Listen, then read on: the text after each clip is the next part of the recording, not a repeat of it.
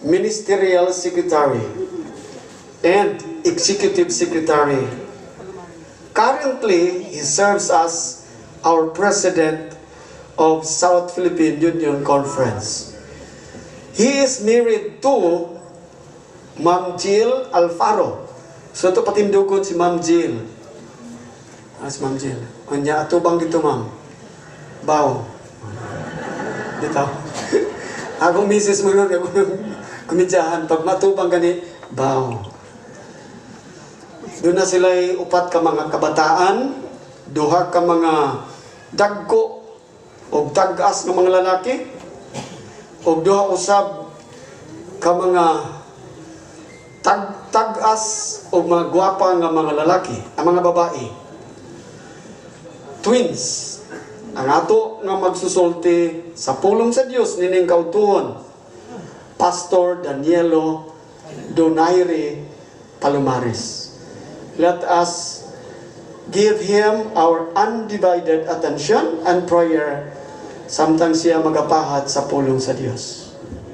Pastor magdadaraw sa pagpaila-ila. Nag-anam-anam o kadaghan sa mga buta nga angay na itong pasalamatan sa Diyos nining adlaw mga kaigsunan. Salamat kayo ministers sa inyong alawiton nga gidala ngadto sa tiilan sa Ginoo. Salamat Northeastern Mindanao Mission Administration, atong mga directors, atong mga pastors for inviting the workers of South Philippine Union Conference. Salamat po din niyo mga kaigsunan sa inyong pag-anhi. Ang inyong presensya nakahatag kanamo og kadasig. Basig naguna-una mo nga kamo ni anhi aron madasig kanamo. Murag nabaliktad ni mga kaigsunan tungod kay ni anhi ko naka-experience ko og kadasigon gikan kaninyo. Salamat baan church og ang Riverside District sa Butuan nga para nako makigisunan na revive ang ako ang pagtinugyanan. I had been in that department for quite a time, pero na-reinforce makigisunan ang akong gituhuan o ang akong gina-practice tungod sa report. Brother Serrano, daghang salamat. Ato na silang suportaran mga kaigsunan sa ilahang paglakaw-lakaw sa mga distrito tungod kay nakita nako nga very relevant ang ilahang presensya tungod kay ang personal testimonies mga kaigsunan sama sa gingon ni Sister White, a changed character or a changed heart is the strongest argument in favor of Christianity. So kanang imong gihimo o imong i-share na to sa uban, wala gi makakawat anak mga kaigsunan o walay maka-argue kay ngano man direkta siya nga ebidensya sa ginahimo sa Dios nga naha kanimo. So salamat kayo baan Church of Riverside District. Mga kaigsunan, akong gi-appreciate ang initiative sa Northeastern Mindanao Mission Administration sa makausapa. Labi na nga nag-produce sila ni ining manual. Dili lang kay quality igsoon ang iyahang materials, kundi quality pod ang sulod. Naba mo ani igsoon o ako ray gitagaan ani. O ayuhan ninyo, klaruhan ninyo. Doon ako pipila ka pangutana sama ni ini. Wa pa man ko nakapangag may buntag no. May buntag mga kaigsunan o happy Sabbath. Ang uban gamay na lang mutubag basta may buntag kay udto na gyud ang ilahang pag-consider sa oras. Nasabtan ba nato mga kaigsunan ang tanan nga presentations nga gikan sa pagsugod og hangtod ganina gidalit either sa atong mga workers o sa atong mga kaigsunan. Nasabtan ba nato mga kaigsunan? Yes or no? Yes. Gawas sa mga presentations nga gihatag, wala na ba mo'y lain nga nasabtan igsoon? Ako na ako'y nasabtan gawas sa presentations nga akong nadunggan. Ang akong nasabtan gituyo sa administrasyon nga dalhon ta aning dapit nga wa panahuman. Abi nino igsoon implied kay na siya, no? Kada bitaw magpunsisok ta din mo bati tag dili ta comfortable gituyo na mga kaigsunan. Nya tanutan aw ko diri naapa diri ceiling fan nga kung naisda pa ni di na gini makaon kay wa na gyud kapay. Nakasabot gyud ko anak mga kaigsunan nga wa gini tanggala. Dako gyud kay ini nga mensahe. Kini mga haligi nga wa pa gyud igsuon na human tanan. Nakasabot gyud ko. Ambot ko nakasabot ba mo kay isunan? Kasabot mo? You can do one and only thing in your life makaisunan, ingon nga Kristohanon o Adventista. Usa lang ang atong himuon. Prayer mga kaisunan. Let's pray for the project. And let's pray for ourselves that our hearts will be touched by the Holy Spirit, that we may allocate a sizable amount on top of our COP as donation for this project. Can we see amen? Amen. Mahinaw ko nga naka-amen tanan. Kadong wala maka-amen, unsa may inyong plano? Kutubra mo sa pag-ampo. Pero ang atong pag-ampo, makikisunan, butangan nato og pako, butangan nato og tiil, butangan nato og kapay, himbis, aron nga makalangoy siya, makalupad siya, o ang atong proyekto makikisunan matunog yun siya nga sa sunod nga tuig arang-arang na ang dagan, luag-luag na o niya medyo na pod hamugaway makikisunan. Ayaw ko nino pahangini palihog kay okay ra ko dito lang sa ilaha. Mga kaigsunan, gawas ni Ana, gusto na kong ipaabot ang pasalamat sa Northeastern Mindanao Mission. Hisgutan ako iso ng nahitabo sa atong union. Usa lang ka aspeto ang akong hisgutan, and that is the baptismal result of our endeavor for 2022. Gihatag ka nako sa atong sekretary ang sumada sa nahitabo nato gikan sa January paingon sa December 31 of last year. Og na-inform ko mga kaisunan nga ang atong union nakabautismo kita og more than 67,000. Nakaingon ko isuon nga praise the Lord. Kay nga naman, ako di mangguko ka maodyod, no, being the new leader. And some of our sections, missions and conferences, mga bago nga atong mga liderato, murag transition siya mga kaisunan. Despite ana, gitagaan ta sa Ginoo ana nga panalangin nga niabot ta ana, that is way on top of our annual goal mga kaigsunan. Ang atong annual goal is only like 52,000. Na kung imo na siyang ibuo mga kaigsunan, idugang na to sa to ang previous nga pagkasinako, moabot na kita close to 800,000 mga kaigsunan sa Tibok Union.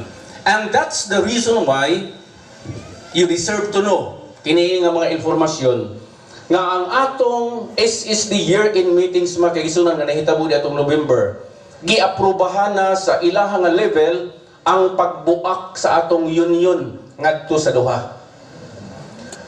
So murag magmingaway na tani mga kaigsunan. Of course, ang name naaprobahan na mo nga ibuak pud mo ngadto sa duha. So ingon ani ang senaryo igsuon nga atong tan-awon. Scenario number 1, in case mauna ang pagka-approve sa pag-split sa union ngadto sa duha, adunay upat ka mga sections kada bahin. Buti pasabot ang dati dinha nga South Philippine Union Conference Headquarters nga naa sa Cagayan de Oro City, adunay say upat ka mga sakop. Unsa man yung mga sakop niya? Sakupo niya ang Central Mindanao Mission or CMM, sakupo niya ang North Central Mindanao Conference, sakupo niya ang Western Mindanao Conference, o sakupo niya ang Zamboanga Peninsula Mission. Ang pikas nga union, kansang headquarters diha nato ibutan sa Davao City, sakupo niya ang karon Northeastern Mindanao Mission, sakupo niya ang Northern Davao Mission, o ang Southern Mindanao Mission. Buti pasabot makaisunan upat-upat. Pero kung tan-awon ninyo ang iyahang literal nga membership igsoon, dako ni siya diri nga bahin ikumpara sa pikas. Financially speaking, mao gihapon makaisunan, i-combine nimo ning upat dinhi karon, duha ka Davao, isa ka NEM, isa ka SMM, dako ni siya kay dito sa pikas. So unsa may mahitabo? Adto ta sa scenario 2. Kung pananglitan mauna makaisunan ang approval. By the way, I will tell this August body nga karong February 20, atong andam-andamo na makaisunan, magpadala ang atong SSD o gitawag mga commissioners. Muanhi sila una sa Northeastern Mindanao Mission, dinhi sila moambak. And then for like 2 to 3 days, mohimo silang mga interviews, mohimo silang mga evaluation, o ang ilaha igsuon nga findings, mauna ang iuli dito sa SSD for final and absolute approval sa atong application for the splitting. Then gikan diri mudagan siya ngadto sa SMM. In kaso mauna na siya makaigsunan ang mahitabo, kining bahin dinhi sa Agusan del Norte o sa Surigao del Norte, ihatag na to dito sa Pikas nga Union. So 5 na sila makaigsunan. Then mabahin ang SMM, so naapoy 5 din nga mahabilin. So ato nang iampo makaigsunan, kung maugi na ang pamaagi sa Ginoo nga mas maepektibo ta sa tong buluhaton in discipleship, in nurturing, etc., mga kaigsunan mahitabo gina. Kaya nga naman, our leadership in SSD is a little bit aggressive ni ini nga mga plano. Kami siguro din sa union, moingon ta nga, we are also aggressive, pero murag mingaw man gud igsoon, grabe daw magmingaw way ta nga ang Mountain View College murag dito na sa Pikas, adin ang SPAC murag diri na sa Pikas, which we used to be one and solid union in the past. Makaingon ta nga murag alam po gyud. Pero kung mauna ang kabubuton sa Ginoo mga kaigsunan, come what may, ato lang suportaran igsoon, can we see amen? Atong iampo nga kana siya nga kining pamaagi matigayon sa atong kapanahunan. Tanaw sa nato atong orasan. Okay. Ay mo kabalaka kay di gid agkag alas 12 makaigsunan mahuman gid ka. Tingali alas 11:59 ato ni sing tapuson. Ang atong pagtuon gitawag na ato ni giuluhanan makaigsunan og good deeds. Are they necessary in disciple making? Kung pinalitan pangutan ta mo igsoon niya mo hunong ko. Moingon ko nga dili na lang ko mo proceed sa presentation. Unsa may answer ninyo mga kaigsunan? Are good deeds necessary? Nag-yes man ang pipila katong uban unsa may inyo hangkuan or no? Ingon ani igsoon ang atong appearance ngadto sa kalibutan.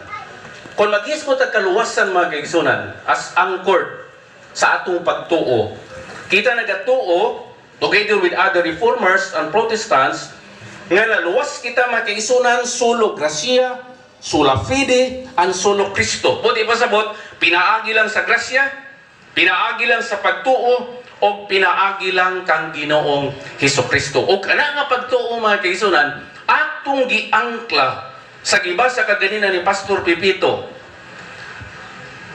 Pastor Joy, si Pastor Happy, mga kaigsunan, kung dito pa sa Indonesia, ang Episo 2, versikulo 8, paingon sa 10. O gabi nila kaigsunan, nalingaw po naminaw sa kanta. It starts with me with respect to discipleship. Pero nag-ingon dito, as part of our presentation, you are the light of the world. Wala may magsabot ato nga mga singers magkaigsunan, pero naani siya kabahin sa atong presentation. Nag-ingon din nga ikaw o ako naluwas pinaagi sa pagtuo. Basahon ako ang literal nga English presentation. For it is by grace you have been saved through faith. This is not from yourselves, it is the gift of God. Kung imo tanaw diri makaigsunan, both faith, mga igsoon, and grace are gifts of God. So dili ta mo ingon nga ang pagtuo ato to, we can generate faith, dili makaigsunan. In the same manner nga ang grasya sa Ginoo gasa, ang pagtuo gasa pud mga kaigsunan. Og mao ni ang nagbuo nga ikaw ug ako nakaambit sa kaluwasan. Psychologists, for we are God's workmanship created in Christ Jesus to do good works, which God prepared in advance for us to do.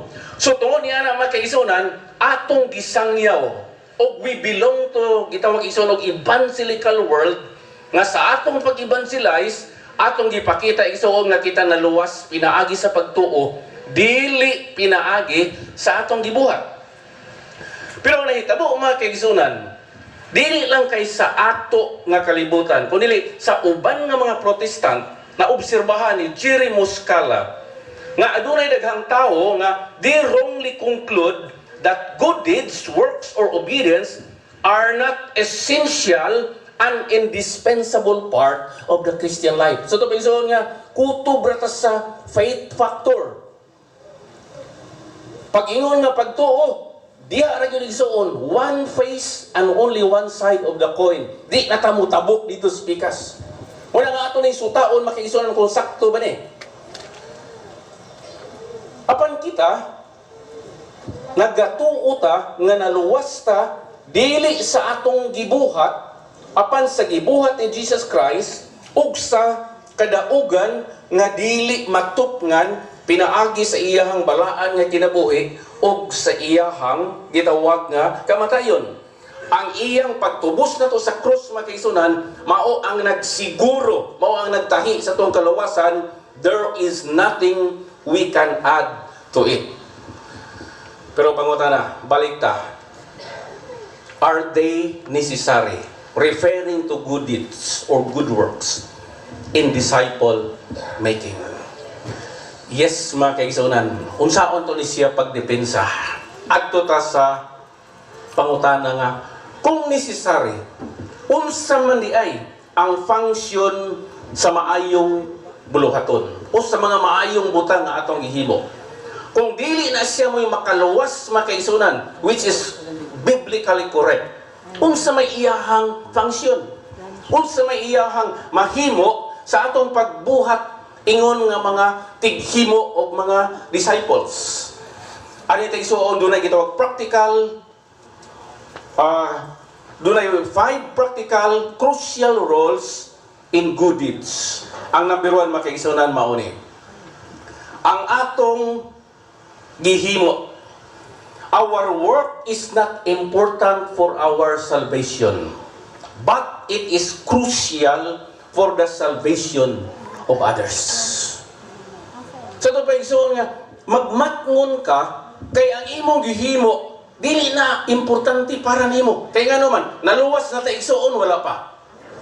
Naluwas na. So ito pa nga, naghimo ko dili sa backdrop nga aron maluwas ko, apan tungod kay naluwas na ko.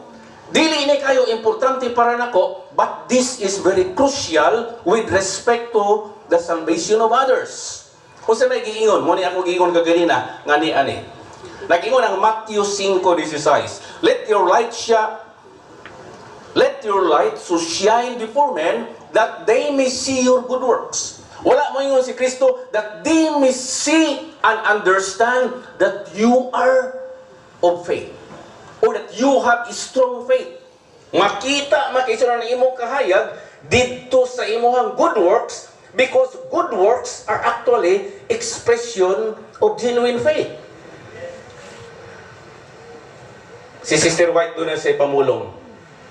Ingon niya, trials patiently borne, blessings gratefully received, temptations manfully resisted, meekness, kindness, mercy, and love habitually revealed are the lights that shine forth in the character in contrast with the darkness of the selfish heart, into which the light of life has never shone. So point number 1, magkaigsunan, our work is not important for our salvation, but it is crucial for the salvation of others. Doon na ginabalik-balik ni the late Pastor Leonardo Asoy nga istorya. Ang iyahang stay dito sa Davao Mission makaigsunan was only like 7 months. Isip presidente. Pastor Edwin? 6 months. Okay. Nagsugod siya January and he left like July. So, unom rin kabulan makaigsunan. Pero yan ang unom kabulan, na kasi nasagap nga eksperyensya nga nahitabo dito dapit sa Kalinan, doon na dito'y magtiayon makaisunan nga kasabanan. Diba? Naiba natin mga silingan nga, murag mga kasabaan bitaw. Nga nung kasabanan na ingon ang asawa gipabuntisan. Pero kutobra sa pagpabuntis, wala nagtagana og bayad inig panganak. So kana mo to kag doktor anak sabaan man ka tuga-tuga mo og siyang kabuan wa yun ka prepare og gibayad man kasabaan mo sa doktor dili si Dr. Sina katong uban nga doktor So, muna nahitabo na ay magtiayo ng kasabanan. Pero inay nga kasabaan mga kaigsunan, gi-assist sa mga kaigsunan. And this experience is just but murabag replika ni sa inyong gihimo matag adlaw igsoon. So gidala dito sa hospital. Ang pagdala dito, dili bitaw pa niya ng pagdala bitaw nga gidala o niya mo ingon nga dok amo rin gidala kay nakita na musdalan adto na ni. Di ba naaman tayo mga ingon na nga pagdala pod. Dalag pasyente dito, amo rin nakita, di na mo ni parente, di na mo ni kaila. Gidala dito mga kaigsunan, ug ang nahitabo na si Sarian ang maong asawa, sila pag yunibayad sa hospital, sa gasto. Porting paita. Pero pagkabaskog-baskog sa inahan mga kaigsunan sa asawa nga si Sarian, nagpabautismo. Nangutana si Pastor Asoy, nasabtan ba ninyo ang doktrina sa Iglesia Adventista? Ang tubag nila igsoon, what give me nasabtan nga doktrina? Apa na among nasabtan ang kinaiya sa tinuod nga mga sakop sa Dios. Amen igsoon? Kaya ba ko nga daghan ka nato dili kita kasabot sa doktrina 100% tingali di nato ma-digest magkaisunan.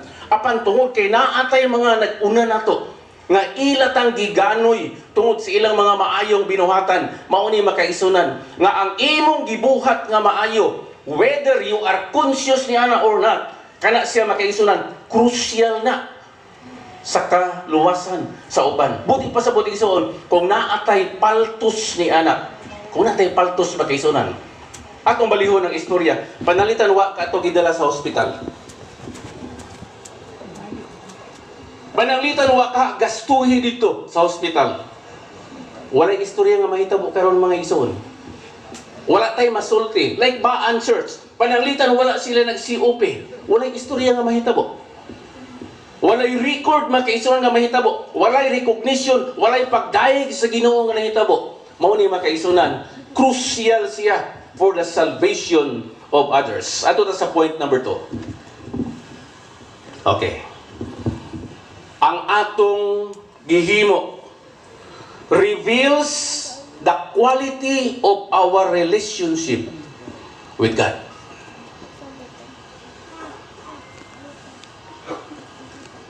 Ingon si Jerry Muscala, a fake friendship cannot last. Our behavior speaks louder than words as to whether our faith is alive or dead. Nakoy church sa una sa akong distrito. Nagsunod ko ang distrito ni Pastor Magdadaro. Dili yun ang whole church, Pastor Edwin ang nag-istoryaan pero may group of believers ba nga natapok sila sa usa ka sitio. Dili man kay sila gasimbag Miyerkules. So gisumok na ko dito. Doon naman yung mga balay. Ako giadto ang pinakaidaran nila. Nga wagid niya gi-relinquish ang iyang pagkatigulang sa iglesia sama sa gihimo sa tagabaan. Ingo Brad, ikaw kaya ko gianhian kay ikaw mo gid dinhi ang pinakahamtong bot sa edad o sa pag-alagad dinhi sa inyong barangay, sa inyong sitio. Usaman ang atong pagsimba sa Miyerkules. Tubag siya. Abi niyo pastor, kini among pag-alagad dinhi. Hinay-hinay ra gyud ni. Hinay-hinay ra gyud ni. Sa to ba nga murabag kung sa motor pa igsuon, kung naay kapasidad nga 100, 50-50 ba? 50-50 ra gyud ni amo, no? Hinahinay ra gyud mi kung naay mga amutan, basta hinahinay ra gyud ni amo. Kana mga pagsimba, mga attendance na fellowship, hinahinay ra gyud ni amo. Mga kaisunan, mo reflect ba yun? Ang atong gibuhat mga kaisunan, mo reflect gyud na siya kung unsa atong relasyon ngadto sa Ginoo. Sayon kay ta makaingon makaisunan nga kini dawhana dool-dool gid sa Ginoo. Dili ba tinulison? Dili sa iyang gisulti apan tungod sa iyahang gibuhat. So this is point number 2. Number 3. Good deeds make us pleasant and easy people to live with. Kisa makaiganahan igsoon og makisilingan og manghilabot. Mayon man ang uban nga, mapay makasilingan mig taga-initaw. O kung mayon na taga-initaw, unsa ha? Gani, ganahan ko ang taga-initaw like Pastor Jimenez and the like. Di ato 20 man. Dunay usa ka bag-o ni graduate makagisunan sa pagka-doktor, nakapasar siya sa board exam. Tungod sa kalipay sa iyang magulang nga lalaki, gitagaan siya bag-o kay nga kutsi. So sa iyang kalipay pod makaisunan, usa ka hapon niya na adto siya sa plaza, iyang gipark dito ang iyang kutsi. Lingkod siya dito sa bangko kay namalandong siya sa grasya sa Ginoo nga iyang nadawat. Taw-taw dunay bata makaisunan nga niduol dito sa iyang kutsi, naglibot-libot. Iyag yung gitanaw kay basi bitog nagdala bitaw og pangkores nga mahimo na ng 4x4 ang iyang 4x2 nga kutsi. So gilibot-libot sa bata. Iwas siya kagwanta makaisunan, iyang giadto, iyang gisita. Dong. Samana, ang bata makaisunan was a very friendly boy. Ingon ang bata nga, ay sir, may hapon sir, imo ning kutsi sir. Gi-interview siya sa bata. Ingon ang katong doktor nga, oh, nga naman, siya, asa kagikan ani sir? Ingon ang mao nga kanang doktor nga, uy, gihatag ni sa akong kuya. Ingon ang bata nga, amo ba? Gihatag ni na si mong kuya. Nasa dugay lang istorya makaisunan, nagka-amigo sila. Niingon ang bata nga, sir, pwede ko pasakyo ni mo ana, sir? Nihatod ko dito sa balay. Kaya na ako ipakita ni mo, sir. Na, murag da curious po tong doktor makaisunan. Sir, sige dong, dali. Kaya pa doon naman po kumuli. I-drop na ka dito sa inyong balay. So, sakay siya makaisunan, gi-drop siya. Ingon siya, sir, ay saghawa ha, ay saghawa, kaya na ako ipakita. So, samtang naghulat ang maong doktor makaisunan, gihinay-hinay o biras sa kadtong bata, ang iyang manghud makaisunan nga naay disability. Dili kayo makalakaw ba? Iyang gipakita. And siya dong. Tanawa na siya dong, oh. Doktor na siya dong. Doktor na siya. O niya sa kalipay sa iyang kuya, gitagaan siya ng kutsi dong. Porting baguha. Naguna-una ang doktor nga, tikalon din yung bata. Okay, piyag yung gikuan. Pailagi niya ang iyang amigo siya. Amigo na ko na dong. Doktor na. O niya, bago pa yung kutsi. Iyang istorya na iyang manghud. Pero dong, sultian ta ka. Gusto ko nga mahimong sama sa iyang kuya dong. Nga someday, muhatag ko nimo og kutsi. Abi na yung isuon ko na yung mahatag og kutsi. Ganahan mo na silingan. Huwag siguro yung musupa ka na nga silingan, no? Magsilingan na, pastor. Unya, ang una na kong buhay na mano sa imo, tagaan ta ka kutsi. Okay yung kayo na mga kaisunan. So, good deeds are the fruit that Christ requires us to bear. Kung saan siya ison? Kind words, deeds of benevolence, of tender regard for the poor, the needy, the afflicted. When hearts sympathize with hearts, burdened with discouragement and grief. When the hand dispenses to the needy, when the naked are clothed, the stranger made welcome to a seat in your parlor and a place in your heart, angels are coming very near, and an answering strain is responded to heaven.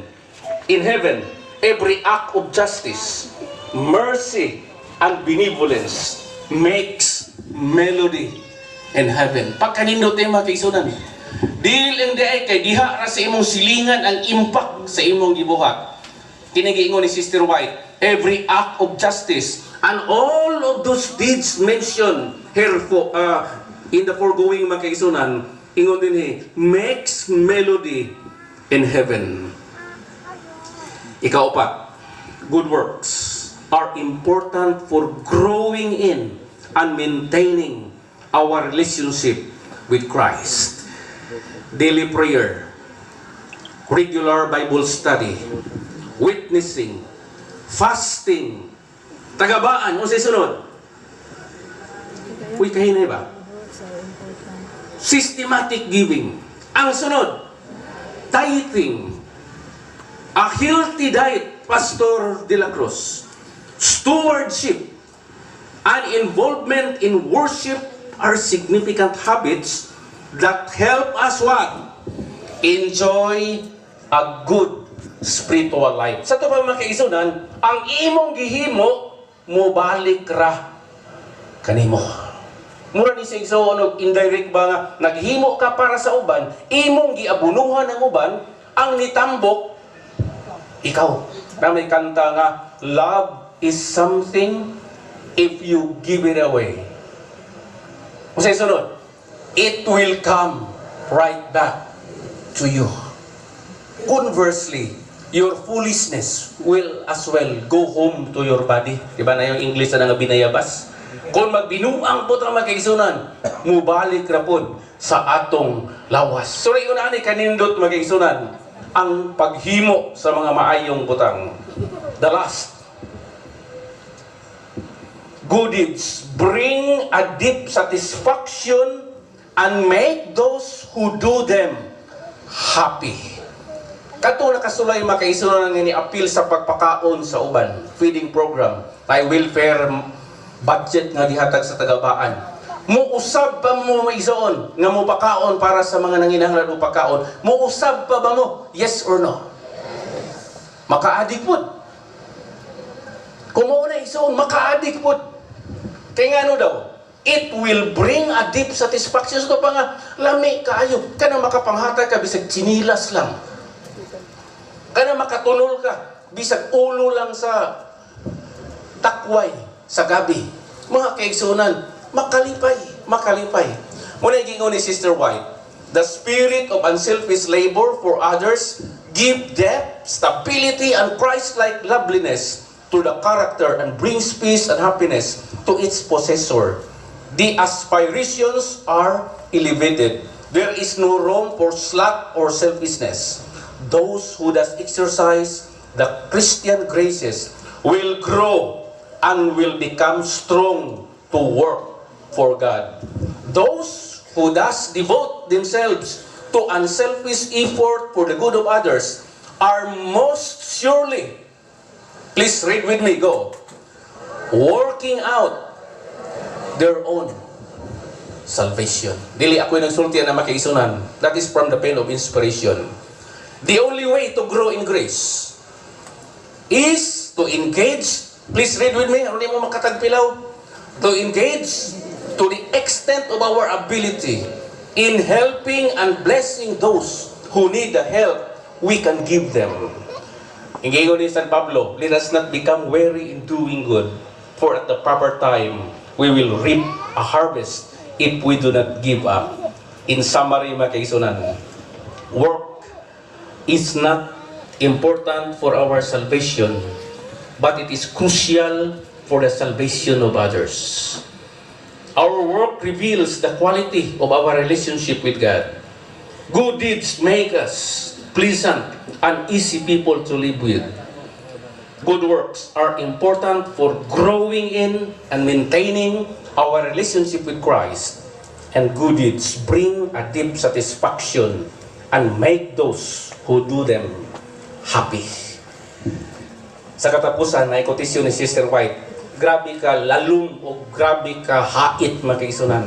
Ingon niya, Christians, gusto na ko ning isulti, members of Northeastern Mindanao Mission Church, you are a spectacle unto the world.